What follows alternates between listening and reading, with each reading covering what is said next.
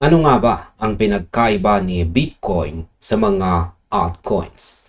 Ayan, kung bago ka pa lang, yan, bagong pasok ka lamang dito sa mundo ng cryptocurrency ngayon pong taong 2026, o kung matagal ka na rito pero nalilito ka pa rin kung bakit paiba-iba ang galaw ng mga digital assets, ang bidong ito ay para sa iyo. Madalas po nating marinig sa balita, sa social media o sa mga kaibigan natin ang salitang crypto. Ang problema, akala ng marami kapag sinasabing crypto, iisang uri lang.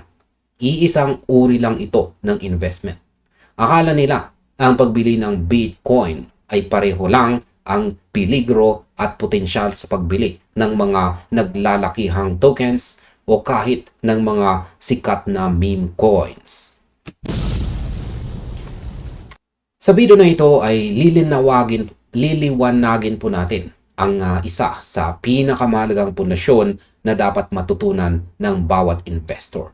At yan ang malaking pagkakaiba ni Bitcoin at ang tinatawag po nating mga altcoins. Kung hindi mo maiintindihan ang konseptong ito, para kang pumasok sa isang masukal na gubat na walang dalang mapa o kompas. Madali kang maliligaw at mas madaling mauubos ang iyong pinaghirapang kapital. Kaya hahatiin po natin ang usapang ito sa mga simpleng bahagi para makita po ninyo kung saan ba talaga nararapat ilagay ang inyong pera batay sa inyong kakayahang mag-handle ng risk. Magsimula muna tayo sa tinaguriang hari. Si Bitcoin o BTC ay ang kauna-unahang cryptocurrency na nabuo at hanggang ngayon, ito ang itinuturing na gold standard o ang digital gold ng buong crypto space. Kung titignan po natin ang kabuuan ng market, si Bitcoin ang may pinakamalaking market capitalization. Ibig sabihin, dito po nakalagay ang pinakamalaking bulto ng pera ng mga tao, ng mga kumpanya, at maging ng mga dambuhalang institusyon sa buong mundo. Ngayon, bakit ito tinawag na digital gold? Tinawag po itong digital gold dahil si Bitcoin ay may limitadong supply. Mayroon lamang itong 21 million na piraso ng Bitcoin ang siyang marirehistro or mariregister sa buong mundo at wala nang pwedeng madagdag doon. Dahil po sa katangiang ito ay nagiging isang store of value. Isang asset na binibili ng mga tao para protektahan ang kanilang yaman laban sa pagbaba ng halaga ng fiat currency o yung tinatawag po nating inflation. Sa madaling salita, si Bitcoin po ang pinaka-stable kung ikukumpara sa ibang mga crypto. Ito po ang pinakaligtas laban sa mga cyber attack dahil po sa tibay ng network nito at ito ang pangunahing pinto kung saan karaniwang nagsisimula ang mga baguhang investors. Isipin po natin si Bitcoin bilang isang blue chip real estate sa pinakasentro ng isang sikat na lungsod, gaya po ng Bonifacio Global City or Makati. Kung bibili ka ng lupa o ari-arian doon, alam mong napakamahal ng entrance fee o ang presyo bawat metro kwadrado. Hindi mo mai-expect na ang presyo ng lupa roon ay biglang magpapakasampu or magpapalimas or 10 times or 100 times ang halaga sa loob lamang ng isang linggo o isang buwan. Masyado na po itong malaki at established. Pero ang maganda po sa blue chip real estate na ito, alam mong napakababa ng tsansa na bigla itong mawalan ng halaga bukas. Safe ang pera mo rito. Kahit magkaroon po ng krisis sa ekonomiya, ang lupang hawak mo sa sentro ng commercial, yan, ay mananatiling may mataas na demand dahil limitado lang ang espasyo or space. Ganyan si Bitcoin. Ito ang pundasyon ng portfolio mo. Kung ikaw ay isang investor na ayaw po sa masyadong sakit sa ulo, o yung tipong gustong matulog ng mahimbing sa gabi nang hindi nag-aalala na paggising mo ay bura na ang 50% ng pera mo, si Bitcoin po ang para sa iyo. Ito ang nagsisilbing anchor o ang mabigat na bumatak sa iyong barko para hindi ka tangayin ng malakas na alon sa market. At dito naman tayo sa ikalawang kategorya. At yan po ang altcoins o alternative coins. Upang maging simple ang definition, ang lahat ng cryptocurrency na umiiral sa mundo maliban kay Bitcoin ay otomatikong tinatawag na altcoins. Kasama po rito ang mga dambuhalang networks gaya po ng Ethereum, Solana at XRP, pati na rin ang libu-libong maliliit na tokens, utility coins at maging ang mga tinatawag nating meme coins na sumisikat lang dahil po sa hype sa internet. Ngayon ay ang tanong ay ano nga ba ang layunin ng mga altcoins na ito? Karamihan sa kanila ay binuo hindi para maging digital gold kundi para magbigay po ng solusyon sa mga problemang hindi kayang gawin ni Bitcoin. Halimbawa, ang Ethereum at saka Solana ay binuo para maging platform kung saan pwedeng gumawa ng mga decentralized applications, smart contracts, at mga digital agreements. Sa XRP naman ay dinisenyo para sa mabilis at murang cross-border payments para sa mga bangko. Ibig pong sabihin, ang mga altcoins ay may kanya-kanyang utility o gamit sa totoong buhay. Dahil mas maliliit ang kanilang market cap kumpara kay Bitcoin, mas mataas po ang potensyal ng mga ito na kumita ng malaki sa maikling panahon. Pero tandaan po natin kung gaano kataas ang lipad, ganun din ang kabagsik ng potensyal na pagbagsak. Napakataas po ng risk na mawalan ito ng halaga. Kung si Bitcoin ay maihahalin tulad po natin sa blue chip real estate, ang mga altcoins naman ay maihahalin tulad natin sa mga tech startups. Isipin mo na may isang grupo ng mga kabataan na may bagong ideya para sa isang mobile app. Kung mag-i-invest ka sa kanilang startup company habang nagsisimula pa lang sila, napakamura ng shares. Kapag naging matagumpay ang kanilang app at naging kasing sikat ng Facebook o Uber, ang maliit na perang itinanim mo ay pwedeng lumago ng daan-daan o maging milyon-milyon. Dito nanggagaling ang mga kwento ng mga taong yumaman sa crypto magdamag. Subalit, ano ang katotohanan sa tech startups? Ayon po sa statistika, mahigit 90% ng mga bagong kumpanya o startups ang nabibigo sa loob ng unang ilang taon. Pwedeng maubusan po sila ng pondo.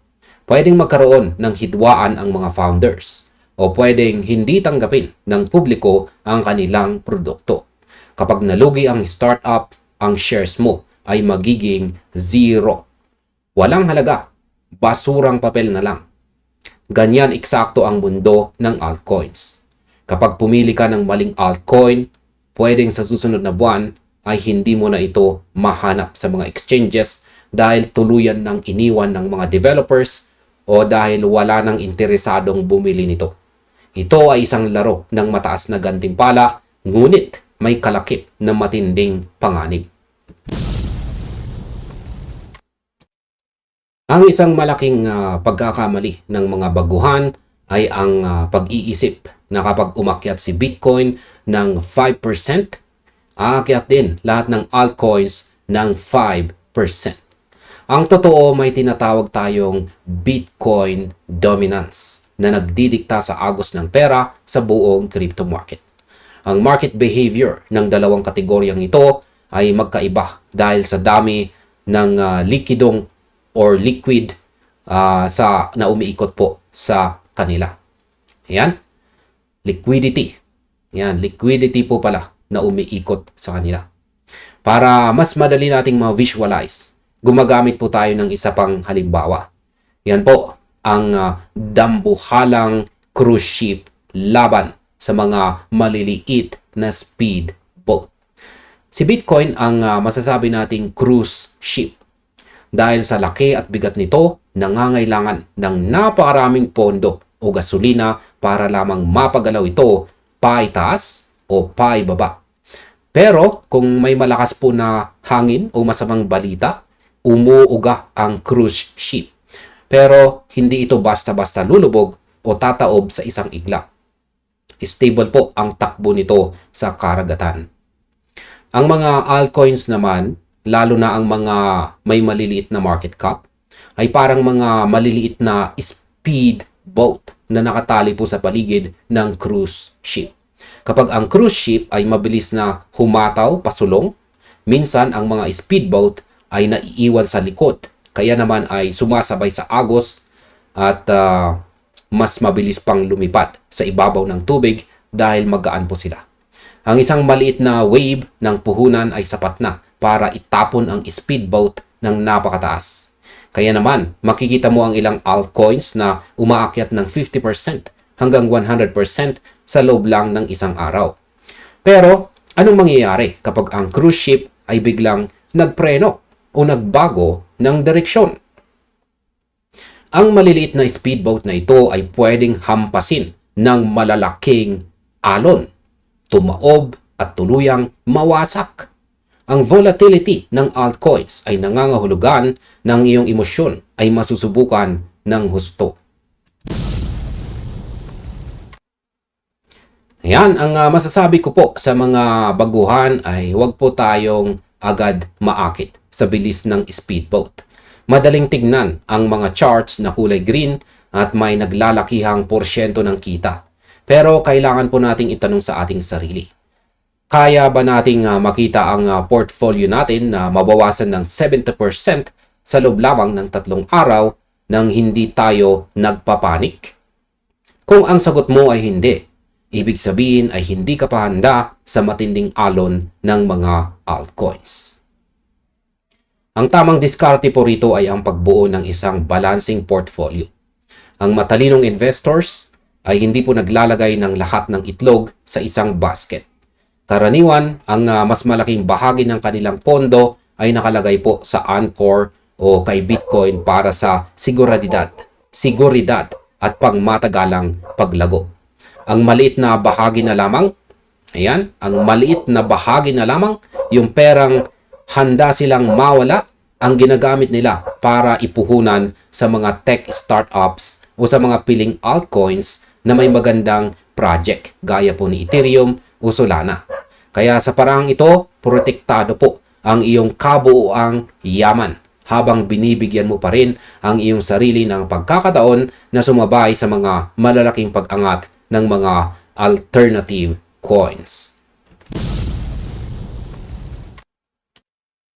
Kung sakaling nagpasya ka na gusto mo talagang subukan ang mundo ng altcoins para sa mas mataas na kita, hindi sapat na pumili ka lang base sa kung anong trending sa TikTok o kung anong coin ang may pinakamagandang logo. Dahil ang altcoins ay parang mga negosyo. Kailangan mong suriin ang kanilang mga fundamentals ng walang emosyon. Unang-una, tignan mo ang tinatawag na utility. Ano ba ang silbi ng coin na ito?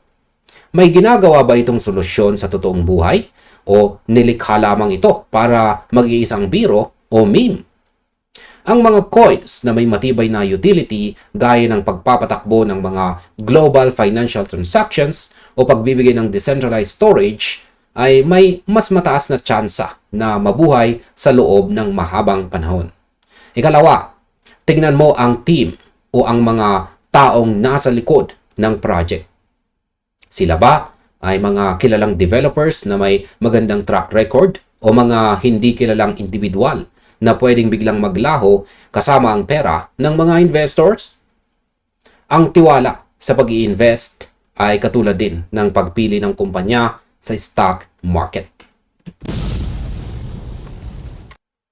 Ang pagpasok po sa altcoins ng walang malalim na pagsasaliksik o research ay maihahalin tulad sa pagtaya sa karera ng kabayo habang nakapikit ang iyong mga mata.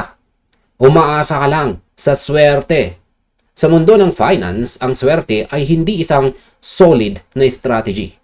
Marami akong nakikitang mga retail investors na pumapasok po sa crypto noong mga nakaraang taon na nawalan ng lahat ng kanilang ipon dahil lang sa pagsunod sa hype ng mga altcoins na wala namang totoong halaga. Tandaan natin na si Bitcoin ay napatunayan na ng panahon. Lumipas na ang maraming taon, dumaan na sa iba't ibang krisis sa buong mundo, ngunit nananatili itong matatag sa tuktok. Ang mga altcoins naman ay pabago-bago.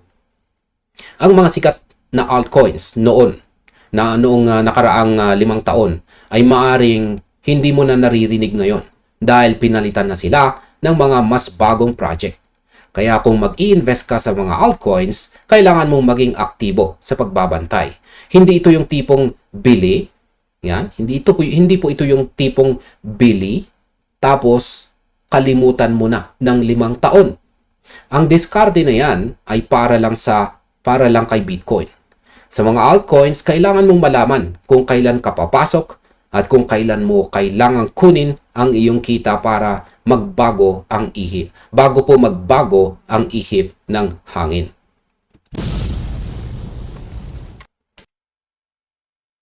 At ayan, sa kabuuan, ang pag-unawa po sa pagkakaiba ni Bitcoin sa mga altcoins ang siyang magtatakda kung magiging matagumpay ka ba o mabibigo ka sa larangang ito.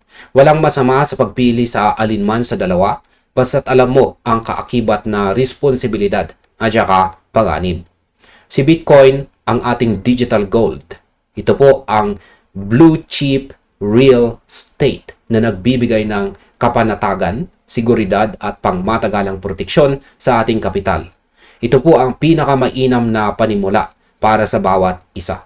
Ang altcoins naman ay ang ating tech startups, ang mga makabagong kalsada na puno ng excitement at potensyal para sa dambuhalang kita.